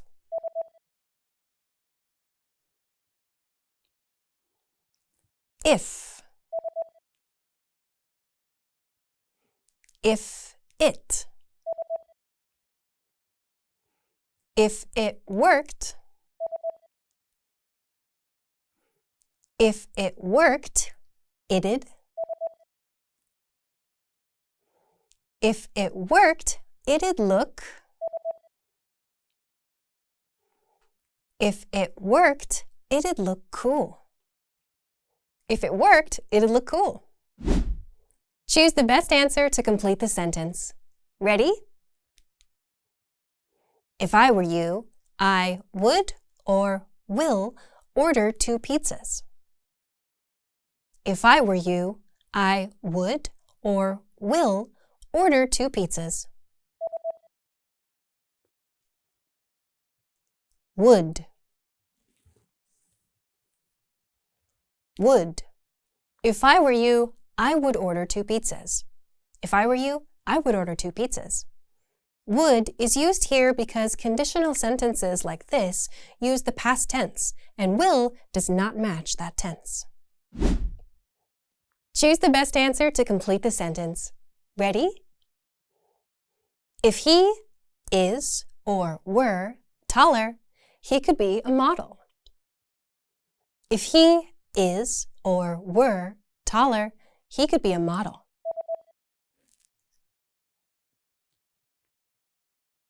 Were. Were. If he were taller, he could be a model. If he were taller, he could be a model. Were is used here as the past simple form, but is the present form, so were has to be used. Choose the best answer to complete the sentence. Ready? If they weren't or were lazy, they'd have a job. If they weren't or were lazy, they'd have a job.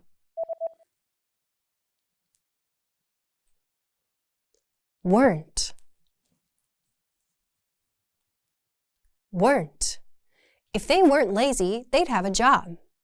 If they weren't lazy, they'd have a job. If they were not lazy, they would have a job. And if they were lazy, they would have a job are both grammatically correct sentences, but only the first makes sense in most situations. Choose the best answer to complete the sentence. Ready? If she had or have more money, she'd buy a car. If she had or have more money, she'd buy a car. Had. Had. If she had more money, she'd buy a car. If she had more money, she'd buy a car. Had is used here because it's the past simple form, and have is the bare infinitive form. We need to use the past simple form in the phrase after if. Have would only be correct if it was in the phrase that goes after she'd. Let's do some matching. Listen to what I say. Can you match the verb used in the past simple phrase to its infinitive form? If I had a restaurant, it would be a pizza place. Listen one more time. If I had a restaurant, it would be a pizza place. Did you hear had? Had is the past simple form of to have. How about, if I were you, I would order 2 pizzas. Let's listen one more time. If I were you, I would order 2 pizzas. Did you hear were? Were is the past simple form of to be. Next, if it worked, it'd look cool. One more time. If it worked, it'd look cool. Did you hear worked? Worked is the past simple form of to work. Next, if I owned a grocery store, I'd sell lots of things. One more time. If I owned a grocery store, I'd sell lots of things. Did you hear owned? Owned is the past simple form of to own.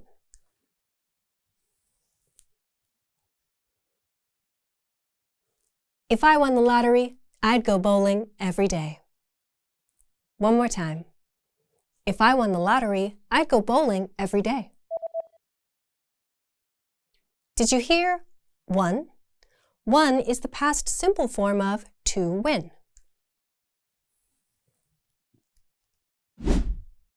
Thank you for watching.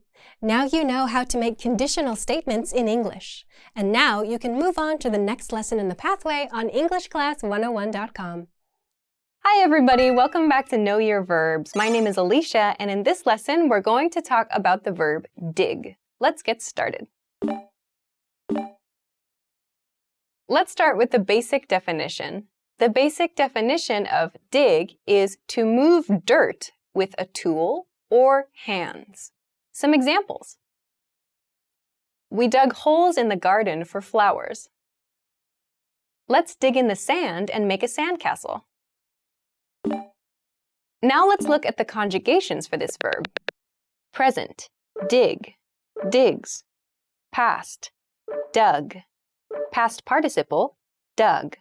Progressive, digging. Now let's take a look at some additional meanings for this verb. The first additional meaning is to search for something hidden. This can be objects or information. Examples. He's digging for his keys in his bag. I dug up some important evidence about the case. So, to dig for something, in this sense, is used when we're searching for something that we cannot see. So this can be objects like we see in the first example sentence. The first example sentence is he's digging for his keys in his bag. This suggests that he's making a digging motion in his bag. He's searching for his keys, but he can't see his keys. So we use digging to show that it's like a difficult kind of digging motion we're making in order to find something. So in this case, it's an object. In the second example sentence, however, we see past tense, dug up some important evidence. So to dig something, like to dig information, or in this case, we're using dig up or past tense, dug up. It's like we're uncovering something, like we're using almost like a digging motion or like a digging feeling, like we're really, really searching through lots of unnecessary information to find something important. So when we're using this meaning with information gathering, we often use dug up, in this case past tense, or to dig up in the present tense when we talk about the thing we found. So like I need to dig for information about something is okay. When you find the information, you can say I dug up some information about the case, for example, or I dug up some important evidence about the case. So we often will use to dig up or dug up in past tense to like reveal the information. And before that, we might just use the regular dig without the preposition up. So kind of an interesting point. But we can use this for objects or for information. The next additional meaning is to understand or approve of something. This is a slang usage. Let's look at some examples. I dig the jacket. She's digging the music tonight. So this is kind of a cool word. It's not something that your everyday, like average person would use. This is a word that's kind of associated with artists to some degree, like poets or musicians or singers, for example, maybe people who are interested in fashion. So we don't really pronounce the word digging in the progressive. We often will make it sound kind of cool by saying she's diggin'. So that kind of like sort of cool way of speaking is used with this sort of slangish word, which means I approve of that, or like I see that and I understand it. Like in the first example sentence, I dig the jacket is like I see your jacket, it's really cool, I like it, like I approve of that. So it's like some kind of understanding and some recognition that that is like cool or good in some way. You can use this in the negative, like I'm really not digging the vibe here tonight. So vibe means like the feeling, and I'm not digging means I'm not approving, or I don't feel like this is good for me right now. So this is a kind of cool slang word that people use, like artists. So just kind of listen to the people who are around you and the way that they speak, and listen to see if they use this word before you use this word. If you use dig and you think it sounds kind of cool, it could be okay. But if you use dig in like, I would say like a political situation or something that's kind of in a business situation, it might not sound so appropriate. So this tends to be something used more in like artistic situations or somewhat more casual situation. We can say like, yeah, I dig it, or I dig that. That's fine to use in most cases. But if you want to get more specific, I would say use this word more for artistic conversations. So now let's continue to some variations with this verb. The first variation is to dig something into something or someone. This means to push something into something else. Examples.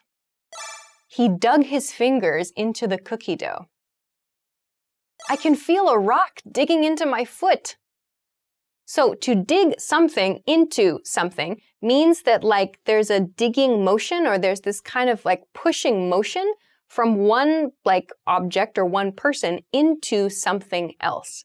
In the first example, he dug his fingers into the cookie dough. It's like his fingers are pushing into dough for cookies, cookie dough. So it's this kind of pushing motion of a hand, in this case, into dough. We describe this by saying he dug his fingers into the cookie dough. So you can also kind of imagine a digging motion a little bit here, but it's like pushing his hand into dough. In the second example sentence, I can feel a rock digging into my foot. This is probably a case where there's a rock inside the speaker's shoe. So like if you can imagine a small rock in your shoe, and every step you take, that little rock, if we imagine this as a rock, every step you take, you feel the rock digging, so pushing into your foot. We express that with, it's digging into my foot. So when you have something in your shoe, or there's maybe like a, I don't know, something digging into your arm, like on a crowded train or something like that, it's pushing into you. You can say something is digging into you. It really shows that it's painful, it hurts, it's uncomfortable. So to dig into something else. Something is digging into something else. It sounds like a negative situation in those cases, so it kind of helps us share pain a little bit, this expression does. So to dig into something. The next variation is to dig someone or something out. This means to free or rescue someone or something by digging. Examples. The rescue team dug the earthquake survivors out of the destroyed building. She dug a piece of broken glass out of the dirt. So these uses show us that there's something kind of hidden, or there's something trapped in a situation, and we use a digging motion to free or to help the person escape. In the first example, it's about people. In this case, an earthquake situation, a destroyed building is like the key here. So the rescue team dug the earthquake survivors out of the destroyed building. So you see in this sentence, we're using the past tense dug out, but it's separated. The rescue team dug the earthquake survivors out. So here, the earthquake survivors are being rescued. They are the ones that are trapped inside the destroyed building. So the rescue team makes a digging motion in the destroyed building parts in order to free, in order to rescue the earthquake survivors. So they are the people who are being dug out. They're rescued in this case. In the second example, it's an object. In this case, there's a broken piece of glass in dirt. So she dug a broken piece of glass out of the dirt. It's like she dug and found this broken piece of glass and removed it from the dirt. So by making a digging motion, again, she was able to release something or free something that was there. So we can use this to talk about, like in the first example, helping people, rescuing people, or like removing something from like a hidden or like a trapped location.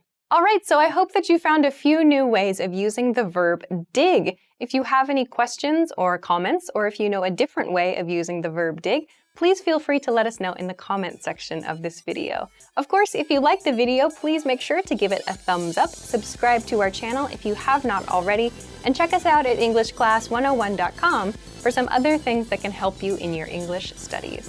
Thanks very much for watching this lesson, and we will see you again soon. Bye-bye. Can you dig it? Yeah, I dug that lesson. Little joke, little joke. Hi everybody, welcome back to Know Your Verbs. My name is Alicia, and in this lesson we're going to talk about the verb swing. Let's get started. Let's begin with the basic definition of the verb swing. The basic definition is to move from side to side or backwards and forwards, usually from a point. Examples. The door suddenly swung open. My laundry is swinging in the breeze. Now let's look at the conjugations for this verb. Present, swing, swings. Past, swung. Past participle, swung. Progressive, swinging. Now let's take a look at some additional meanings for this verb. The first additional meaning is to move something, to try and hit something. So the movement happens in order to try and hit something else. Examples. He swung his golf club at the ball. A drunk person at the bar swung at my brother.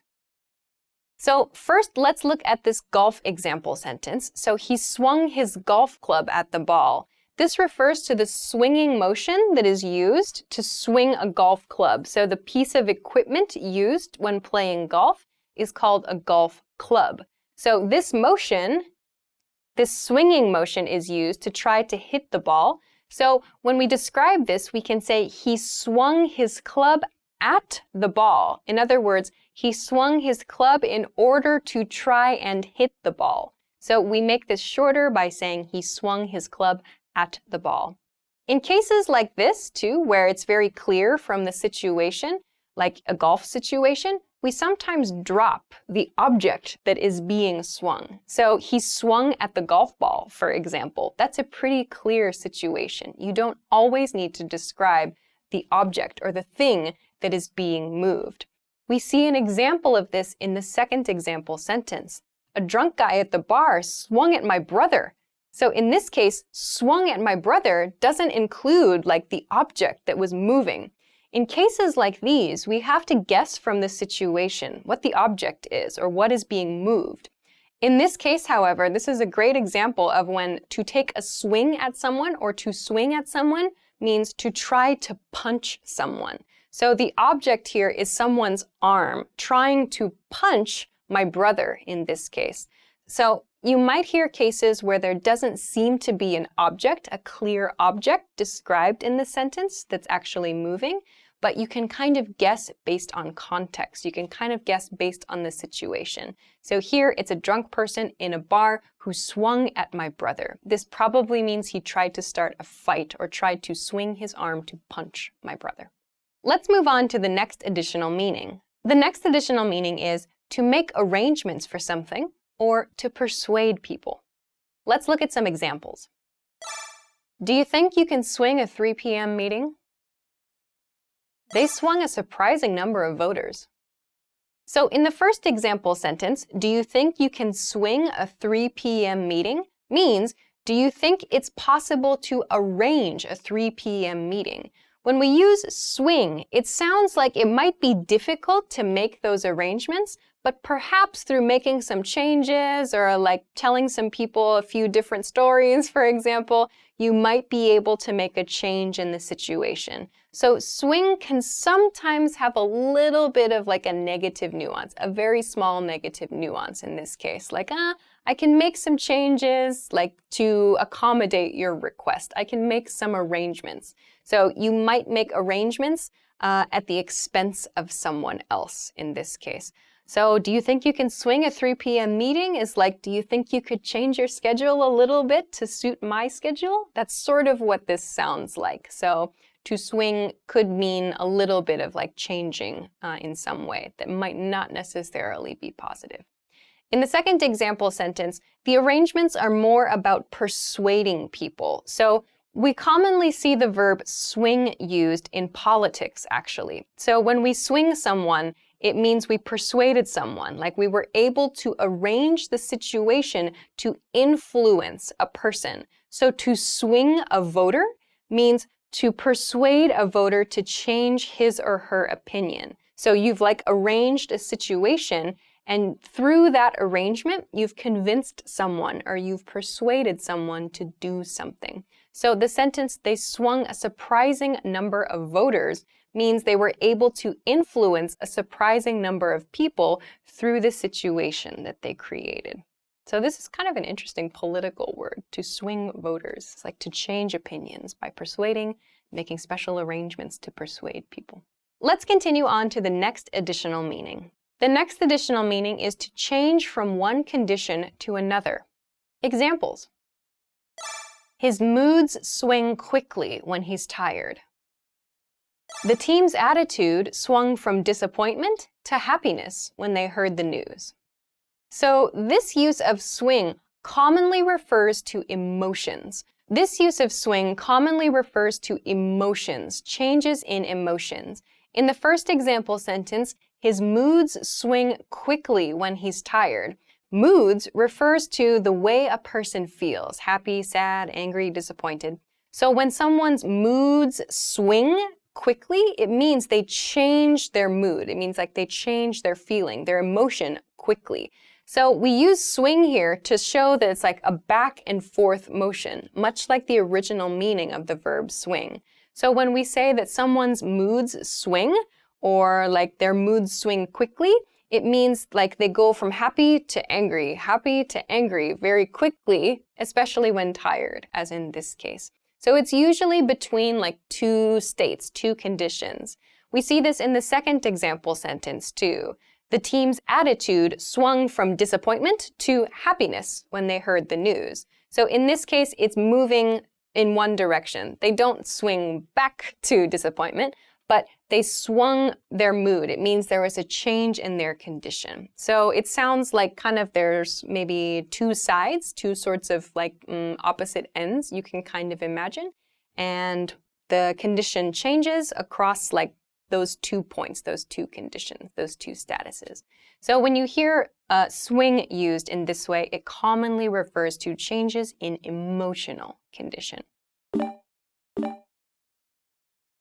Okay, so let's move on to some variations then. The first variation is to swing around. To swing around means to turn around very quickly. Some examples. He swung around when he heard a noise in the hall. She swung around and headed toward the exit. So to swing around is, I've used it in past tense here, swung around, means to quickly turn around. So it's not so much like this swinging motion we've talked about thus far in the lesson. Rather, to swing around is like to quickly turn 180 degrees and face the opposite direction. In the first example sentence, he swung around when he heard a noise in the hall. It means he turned around quickly when he heard a noise in the hall. So swung around is a quicker, easier way to say he turned around quickly. He swung around when he heard a noise in the hall.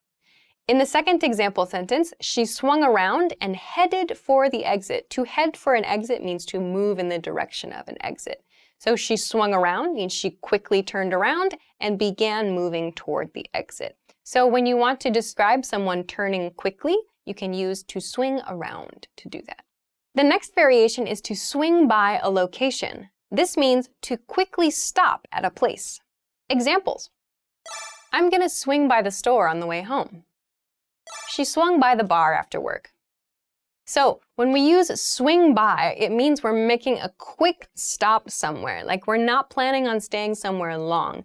We often use this when we are running errands. To run errands means to go to a few different places to take care of small tasks. For example, going to the supermarket, to the post office, to the gym, I don't know, other places that people might need to go to for small periods of time. So we use swing by to mean make a quick stop, like I'm gonna swing by the store. Store means supermarket, by the way. We don't say supermarket usually, we say store. So when we say I'm gonna swing by the store on my way home, it's like I'm going to pick up a few small things at the store very quickly on my way home. The second example sentence, she swung by the bar after work, sounds like she made a quick stop at the bar after work. So like maybe she went to the bar, she had one drink, and then headed home. So to swing by means just to make a quick, short stop somewhere. This is very common. This was used a lot in my house when I was growing up. My parents used it a lot to communicate their needs, what we needed from the store, what we needed done, like I'm gonna swing by the store, do you need anything? This was a very common expression in my house growing up. So I hope it's useful for you too.